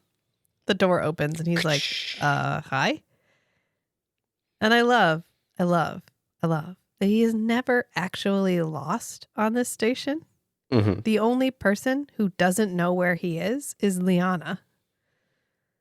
Everyone else knows full well where Garibaldi is the whole fucking time. It's just a matter of how do we get to him without letting the other people get to him first. Because he's like, in here, Mr. Garibaldi, I heard you were coming this way. I thought we might chat. He's like, what? What? And Garibaldi goes, well, don't take too long because this whole wing is monitored. And he's like, oh, funny story. Right now, they're all malfunctioning. What could I... Man. Oh, it's so weird. Oh, and I also took the liberty of seeing you elsewhere and telling the guard you were on a different level. I love seeing both Londo and Jakar interacting with Garibaldi when he is not acting from authority. Right. Like, who are they when Garibaldi is just a dude? Yeah. And Londo is as helpful as he really feels like he politically can be. And Jakar shoots a shot. Jakar is as opportunist as he can be. Yeah, as you would expect him to be. Mm-hmm. But he ends up refusing a drink. Garibaldi's like, no, thanks. I don't want. He's like, the Tari is very potent or whatever. And he's like, nah, I'm good. And he goes, but can you tell me how you knew I was coming? And he's like, you were talking to Malari and it was inevitable that he would send you to me. He's like, okay, but how did you know? And he's like, well, I have people who watch Malari and there's people who watch me. We all watch each other. And I assumed he would blame me. And it makes sense because we've disagreed in the past. And Garibaldi's like, yeah, and it makes sense that you would frame me because we've disagreed in the past. He's like, oh, you know what? Actually, I'll admit it would have been a good idea. But alas, I didn't think of it and I didn't do it. They're both like, no, I would totally do this to you. Yeah. These are his friends. Oh, no, I'd have fucked with you if I could have gotten away with it. But this time, it's not me. However, I have been following your current plight with great interest. And Garibaldi's like, wow, I didn't even know you cared. And he's like, oh, no, I don't. Yeah, no, I But don't. it's all about opportunities. But I do admire your talents. And what if I told you that right now there is a ship ready to take you to Narn? Garibaldi's like, I would say, why though? Why? And he's like, oh, you could serve us in any number of ways. This is honestly what should be happening in the U.S. right now, where these people are getting laid off. Hey, there is a glut of dedicated, talented workers on the market right now. Oh, I've seen some comments like, you know, this is how foreign states recruit assets, right? Yeah, this is what's happening right now. Yeah. Jakar, the foreign state, is like, hey, you look like you're not being appreciated for your talents where you're at. Would you like to go where you would be appreciated? You could be an analyst, a security expert, a cryptographer. You're an expert on the inner workings of your own government. Yeah, and we could use that information. I love the way your mind works. I think this could be a great partnership. And if you're homesick eventually, we could arrange for you to go back to Earth space with the correct genetic alterations, which would also serve our... Basically, we could send you back as a spy. We could make you Narn, and then we could send you back as a spy. And Garibaldi's or just like, make you look like a different human. Yeah, Garibaldi's like, you want me to betray my own world? And he's like, stop seeing things in black and white. Stop seeing things. Open your mind to the possibilities. Spy is such a big word. The universe runs on 3 things: energy, matter, and enlightened self-interest. You want me to betray my own world? Stop seeing things in such absolute terms. The universe is run by the complex interweaving of 3 elements: energy, matter, and enlightened self-interest. I love that line so much. And it's going to be such a contrast to where Jakar ends up. I know, but in this moment, he's like, hey, we all get ahead by, keeping our eyes on the prize. Are you tired of being shit on by the Earth government? Well, you're in luck. We will appreciate you. He's like, they're going to catch you and they're going to take everything from you. Right. They're not going to kill you. No, they're just going to take everything you love from you.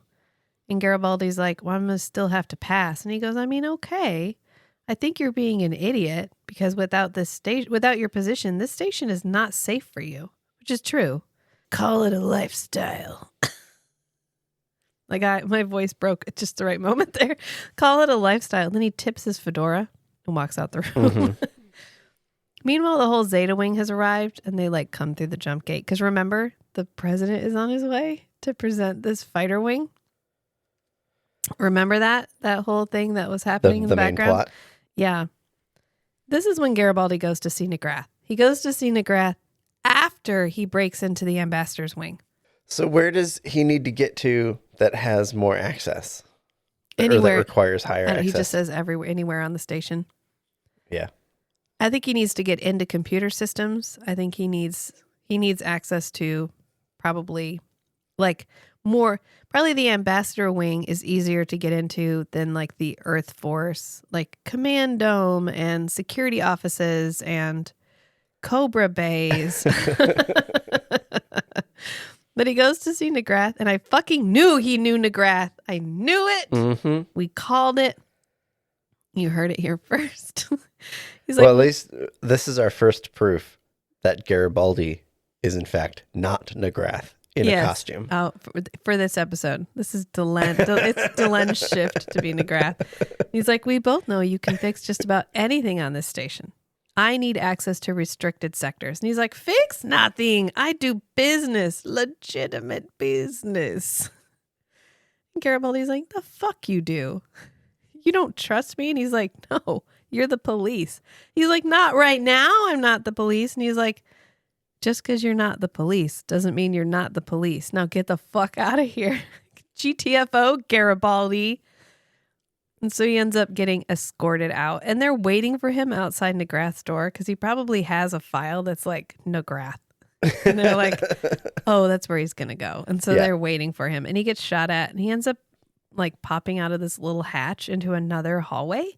And as soon as he opens the hatch, atmosphere from the Negrath area starts like whooshing out. Mm-hmm. Is there not some kind of an airlock there?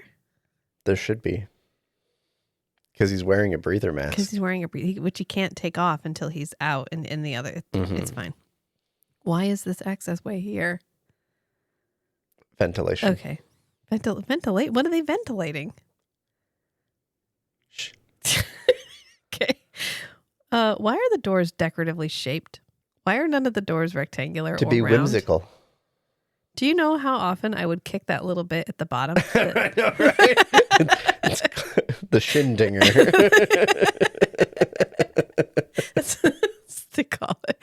Because it comes around and then it goes down at an angle and then there's just a little like bloop where the last 12 inches juts back into the doorway. Mm-hmm. I would kick that shit constantly. Yep. Yeah, put that out there. That's bad design. You heard it here first.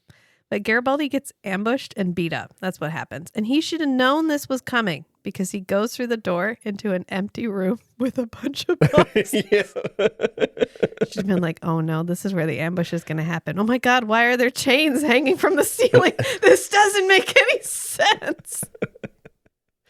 This is one of the Cobra Bays. Like the Drazi come down on these chains that are hanging from the ceiling. So why is the room that tall? Why is the room that tall? If these chains are used to like attach to a box and then winch around the room, that means that they are on like tracks, which means there's nothing above them, theoretically speaking. Mm-hmm. So were the Drazi clinging to the ceiling? There's a catwalk. Why is there a catwalk? For them to stand on while they wait. Okay, it's fine. It doesn't matter. He gets beat up. He gets like really badly beat up until he's punching them. He's punching them and kicking them. He wraps the chain around this one guy's neck and like pulls him against this support beam. He is fighting for his life. Sinclair shows up and punches all of them one time and they dip. Sinclair smashes those motherfuckers. He's like, Sinclair, smash!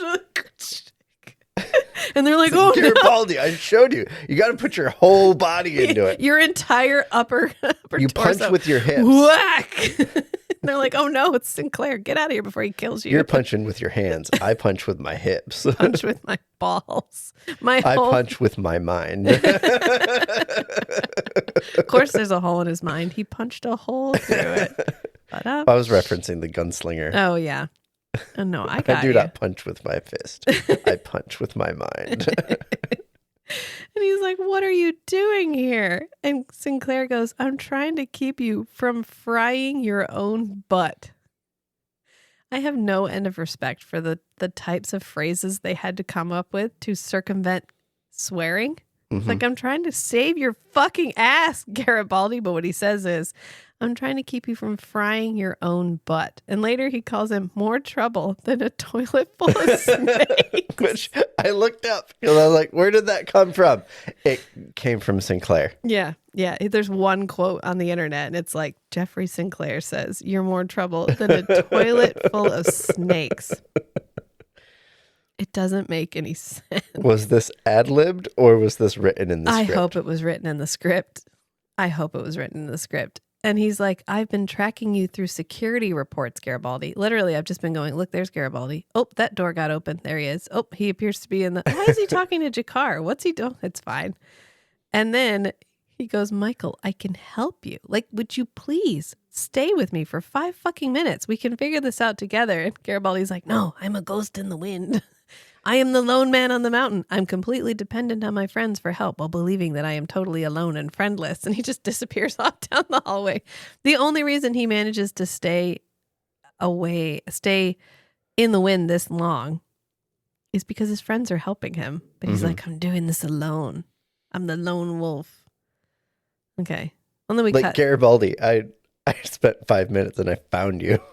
And I just had to I'm look at here. the thing that was like, oh, why would that door open? That door never opens. I don't even know why we have that door. Oh, that's definitely Garibaldi. And then I came here. And then I was like, where's the nearest empty room full of boxes? That's probably where he's headed. Oh, a pack of Drazi were spotted heading through an empty room with boxes. Running along a catwalk. Right next to Negrath. Oh, yeah, Garibaldi yeah, would totally see Negrath and they're probably going to ambush him. Okay. Yeah. I'm right here. I knew you well enough to find you just through security reports. And Garibaldi's like, deuces. And he dips. Ooh, I bet it's Welch. Welch is keeping dibs on all the security stuff. Yeah. And he's like, hey, Sinclair.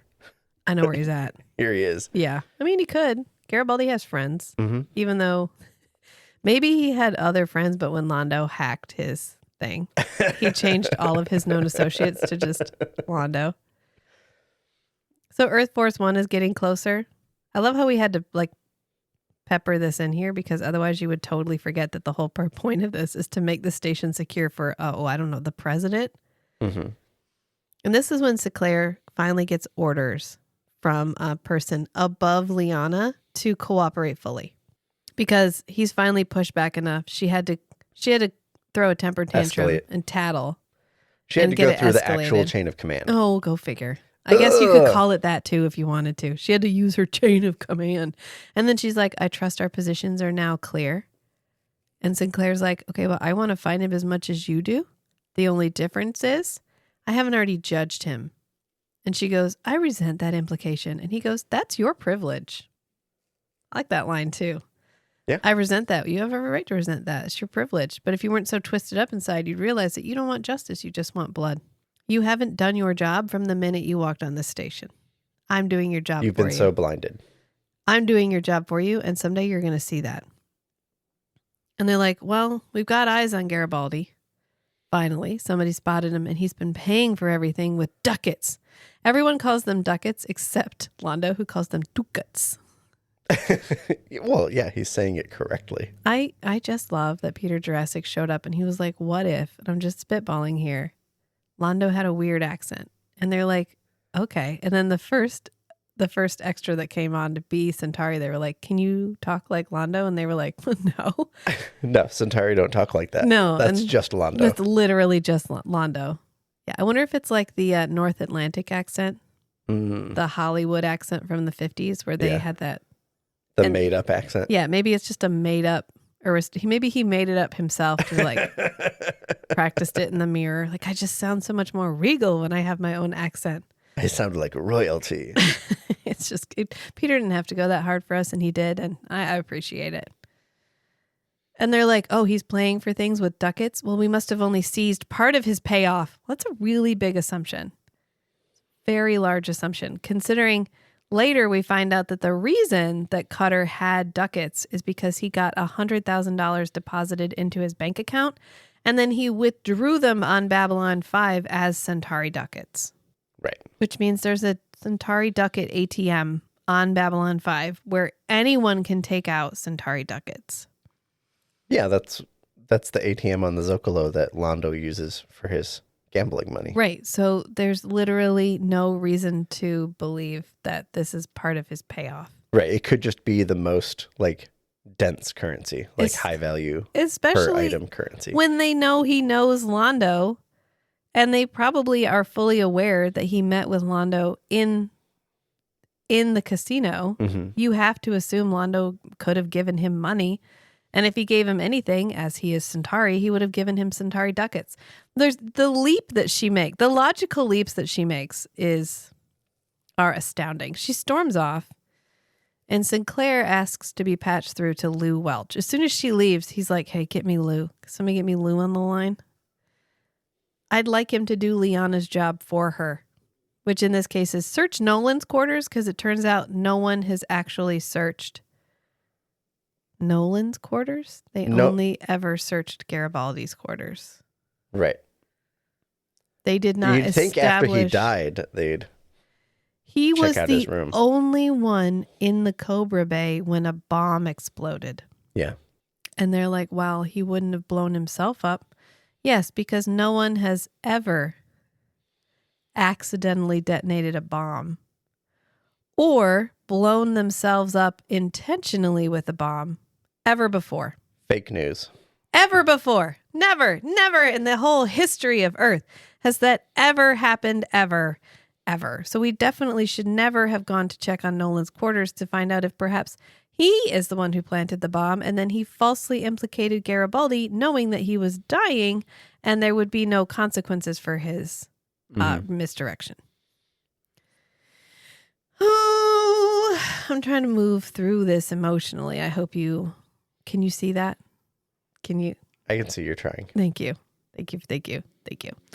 So then Garibaldi goes to a bar called Happy Days. Happy Days, D-A-Z-E. Mm-hmm. The only real comment that I have for this whole section is that he never once looks at anybody and goes, hey. But this is for him to go get drunk. This is he finally breaks. He's had too much. He gets a bottle given to him. He gives this guy a ducat for his hat, gives the hat back, and the guy's like, well, if you don't want the hat, here, have my bucket. I'm going to the casino. So he dips off with his dollar coin. And it turns out he's not going to the casino. He's going to turn Garibaldi in. So there must be some kind of a reward. Mm-hmm.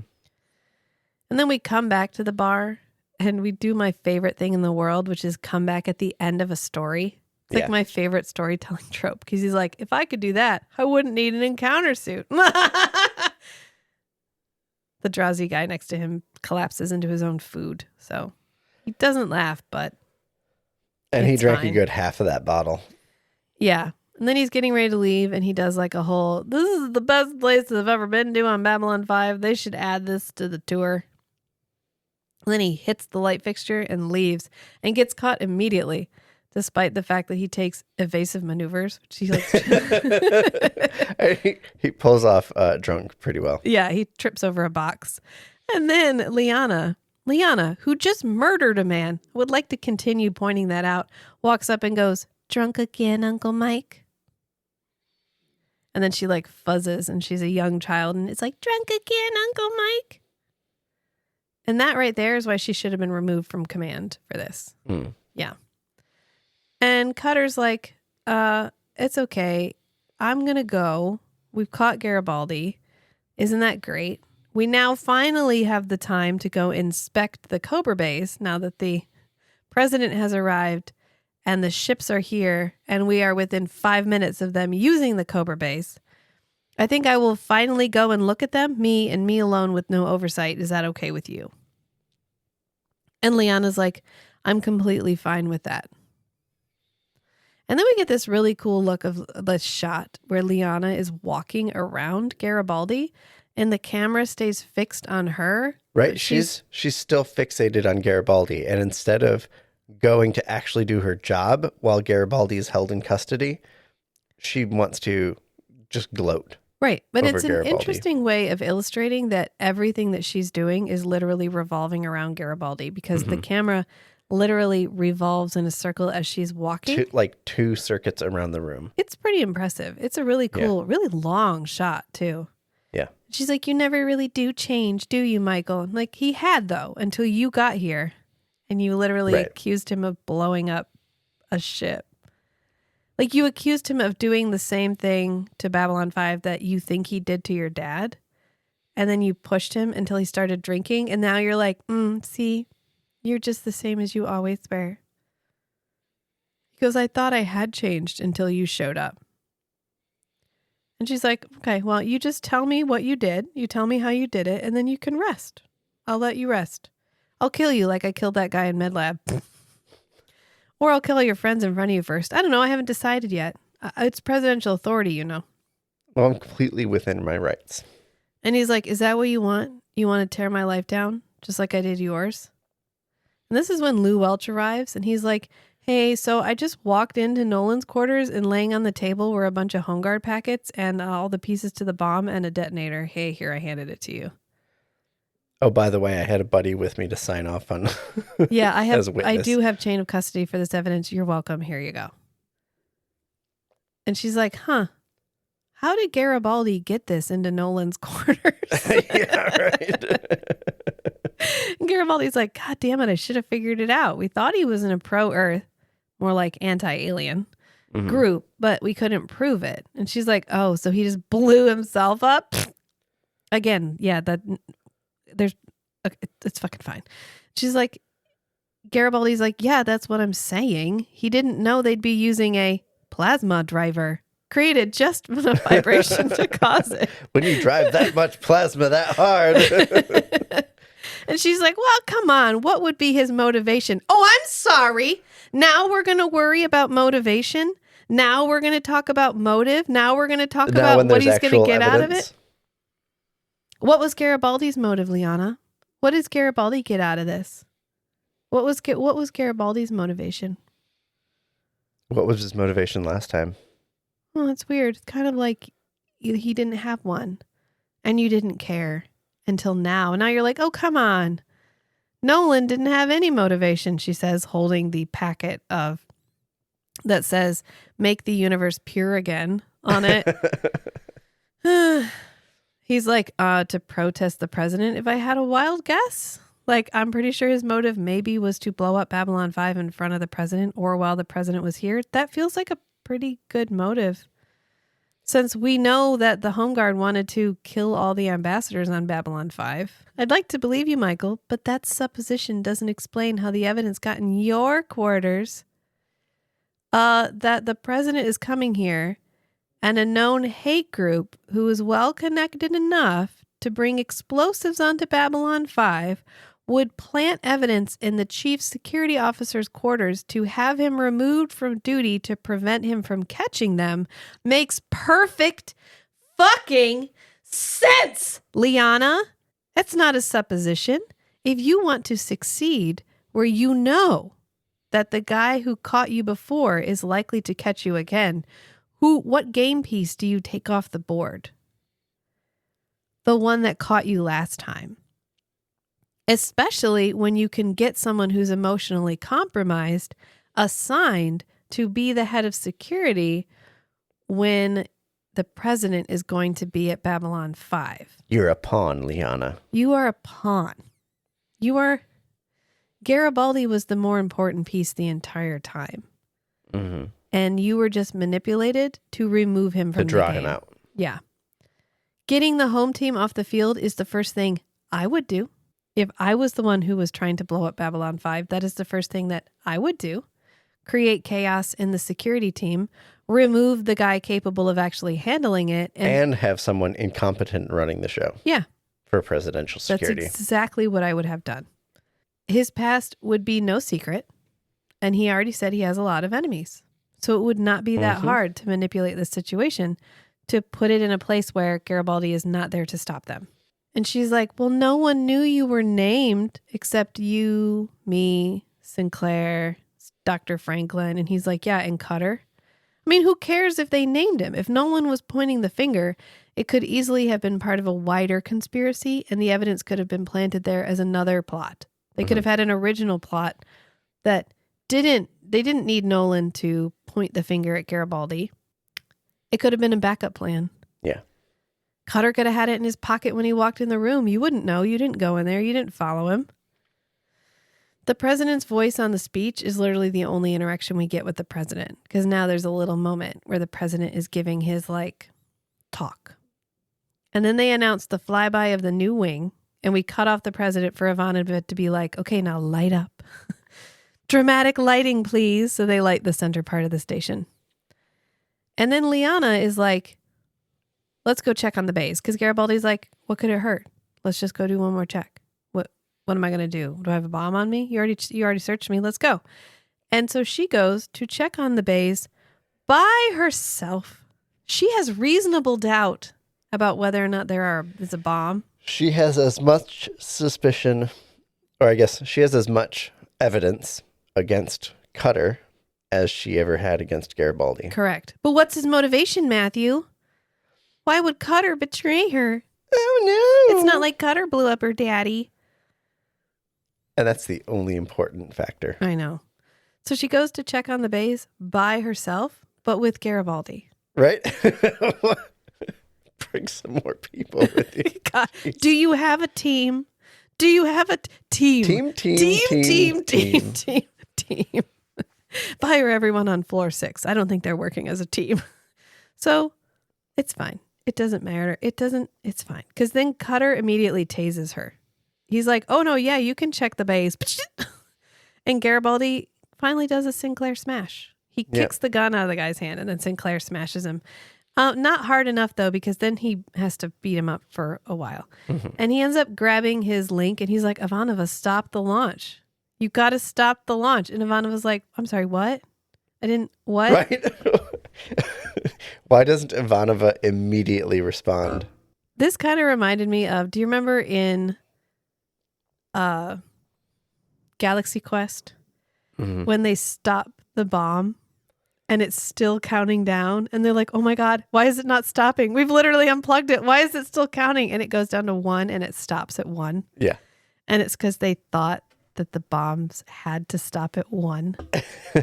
That's what this feels like. Because he's like, abort the launch. And she's like, I'm sorry, Garibaldi, you didn't come quick. Abort the launch? You want me to abort the launch? And he's like, abort the launch right fucking now. And she's like, okay, fine, Jesus. And so she aborts the launch. And it's like, launch abort. T-minus 1 second. He's like, oh, thank God I did it. And then we come back to Garibaldi in Med Bay. And Garibaldi's like, oh, I feel like shit. Sinclair's like, you look like shit. And Stephen Franklin goes, he is not in fact shit and he can go back to work tomorrow. Wow, Dr. Franklin, wow. Was that the most important thing? He's like, listen, you told me I had to recommit myself to ethics and I cannot tell a lie. I'm committed to 100% honesty, which he was already committed to 100% honesty, just dubious personal ethics, contrary to his organization. Yeah. So they apparently found bombs on all the bay doors. So no one checked. There were no sweeps. No one went back. Oh, no. Cutter went and checked and made sure all those bombs were there. Yeah, he did. You're right. His confirmed. Check was successful. So no one but Cutter went in there. She did not personally go. Cutter and any Home Guard collaborators. This is why you have multiple redundant security sweeps of a known threatened area. Yeah. It's fine. They're like, would have taken out half the station. Plus, Cutter had $100,000 deposited in his account right after Nolan named Garibaldi. No one checked. No, that doesn't get flagged. A large Liana deposit? said, hey, Cutter, has anyone had any large deposits? And Cutter said, Nope. And since she only brought Cutter. She's delegated all operations to Cutter, and she just makes the decisions and tells him what to do. Right. And then he does whatever he was going to do in the first place. Right. Garibaldi's like, I blew it, Jeff, just like I always do. Things got too rough and I went right back to the bottle. And Sinclair's like, well, at least you got out and do your job, but maybe next time don't do it alone, you fucking jerk. And this one he's like, you're more trouble than a toilet full of snakes. And Garibaldi's like, oh, you sound real sad. Does that mean I might get a pay? Could I ask for a pay raise right now? Do you feel guilty enough that I can maybe get? Sinclair goes, not on your life. Promise me something. You won't try and fight the battle alone. You're more trouble than a toilet full of snakes, but I couldn't run this station without you. Commander, I sense a huge pay raise coming my way. Dream on. He laughs. I feel bad for Michael O'Hare. I know he was struggling so much through this season. And when you see these moments where he gets to he's not serious, like he gets to have a moment of levity, you're like, oh, that must have been so hard. Yeah. Yeah. So he gives Garibaldi back his gun and stuff. He's like, here's your shit. You're back on duty. You work here again. Be in your office in the morning. Right, Dr. Franklin? Dr. Franklin's like, he could go right now. I could give him enough pain pills, so he could go right now. And then we come back to our news network lady who's like, Santiago concluded his speech by encouraging alien governments to work more closely with Earth, a position sure to cause much controversy in the weeks to come. I'm just going to leave that right there. You want us to be more involved in international politics with dignity and decorum And respect. Literally any amount of adult use your big words. Mm-hmm. Sure to cause much controversy in the weeks to come. And then Garibaldi confronts Liana as she's leaving, and you can tell she's forgiven him because she has her hair down, which means they are letting a murderer leave this station. Yep. Even if you come back and say she had the presidential authority to prioritize the president's life over this guy's life, that is not a thing that one singular person should have. Right. She should not have the field authority to decide whether someone lives or dies. What if she woke up the wrong guy? Because she's not a doctor? What if she woke him up and he had nothing to say? What if she gave him too much of whatever that medication was that she gave him and she killed him outright? Mm-hmm. What if he was not going to die? Just going to leave that all right there. But apparently they lied on the report, so it's okay. Because she goes, thanks for that report of yours. It was very creative. Thanks. Now I can go off and continue wreaking this amount of incompetent havoc all throughout the universe because you failed to properly report my behavior. Appreciate it. And he goes, I figure if you can nab me on my own turf, you have a future in this. She couldn't nab him until he stayed still long enough to get drunk, but that's fine. It's fine. Yeah. She goes, I screwed up. Yeah, you did. I think we can all agree on that. And he goes, it's okay. We aren't machines. Sometimes we kill people. I've killed people. When we hurt, we lash out. And murder people. Yeah. For better or worse, we just do what we can to survive and maybe one day forget how much it can hurt to be human. And then she leaves to take out her vengeance on the next security chief at the next stop. Remember that time I was in traffic and I needed to merge left? No, it was just Garibaldi. Garibaldi was the special case. No. Remember that time I was in traffic and I needed to merge left and you sped up instead of slowing down? You killed my mother. You killed my mother. Your mother wasn't even there, but she died later. And maybe she wouldn't have if I could have gotten into traffic. I maybe would have understood that then, but you didn't get out of the car and explain it to me. And you knew the consequences. God. And he's like, I'll see you on your next stop. Or she says, we'll see you next time I come here because he loves Babylon 5, you know? And she's like, great. We need all the friends we can get. And then they hug and, oh, look at that murderer walking away and getting in that ship and just I think we know how Rachel feels flying about this episode. off.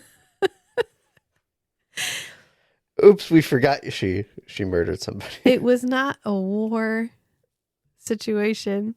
She was not properly investigating what was happening. She was not trying to figure out how the bomb got on there. She was not trying to figure out known associates for Gary. If you even had at least she used the buddy system when she went to the med lab to wake the guy up. Yeah, so that somebody could keep Stephen Franklin from coming in and stopping her. Mm-hmm. And it happened to be Cutter, of course. So she's not. How did Garibaldi get the explosives and everything on the ship? He would have had to have known associates. The known associates could have been continuing. Right, this would not be a solo effort. Right. The known associates could be replanting the bomb or rebuilding the bomb or pivoting. Mm-hmm. Yeah. While she's looking for Garibaldi, but we wouldn't know that because she never looks.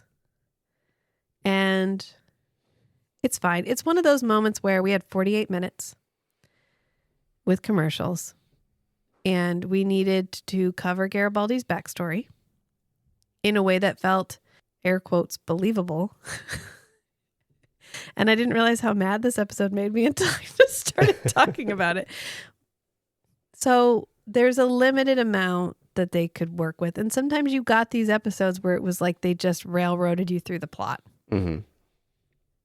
It's not uncommon. It happens a lot in these 90s television shows because sometimes you needed to get a point across. It needed to be entertaining and you needed it to start and finish in less than an hour. But Babylon 5 was supposed to be different. Well, it is for the most part. And this is why I tell people to get through season 1. Yeah.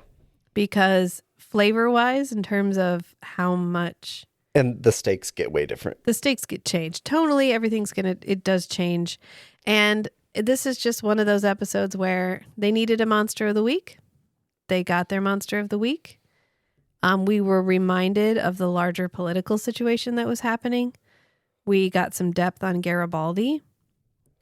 We got some really interesting moments between him and Londo and him and Jakar. Mm-hmm. We actually got to confirm that Garibaldi knows that Nagrath exists, but has just completely failed to catch him doing anything illegal. And we've established how he was not able to leverage anything against Nagrath in his compromised position. Correct. And we know that Garibaldi knows Babylon 5 better than anybody else. Mm-hmm. Yep. And that's what we established. Other plot notwithstanding, it's fine.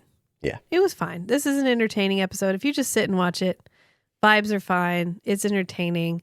Just don't sit down and talk about it for almost 2 hours. You'll probably put yourself into a rage, apparently.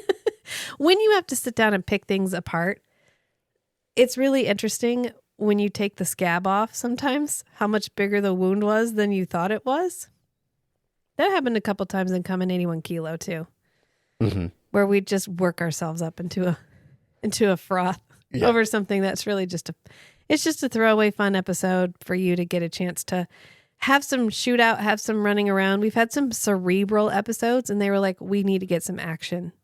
Mm-hmm. We need to appease the people. We need some Sinclair smashes. We need to appease the people that are here for Babylon 5's action-oriented plot. Yeah. And it's fine. So, yeah, I think that's a good place to leave it. Reminder, we are taking March off.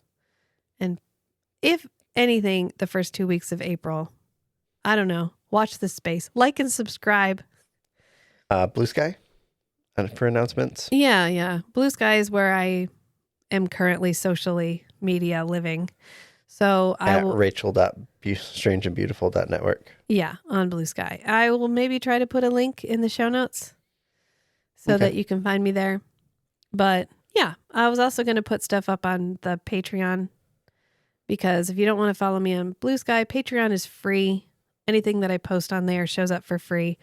We just got another Patreon subscriber, so thank you to that person for signing up. We now have like 11, so oh my God. And some of them actually pay. All of our tiers are $1, so that's because I can't promise I will provide you with any benefit. But if you want to feel good in your heart that you are helping us and supporting us, we do have a Patreon. I was going to start doing some more stuff on there after we move. I've taken a mental health break from a lot of that stuff, but I'm going to get back to it. So you can find us there. You can find us on Blue Sky. And I guess we live for the one. We die for the one. Until next time, friends. Bye.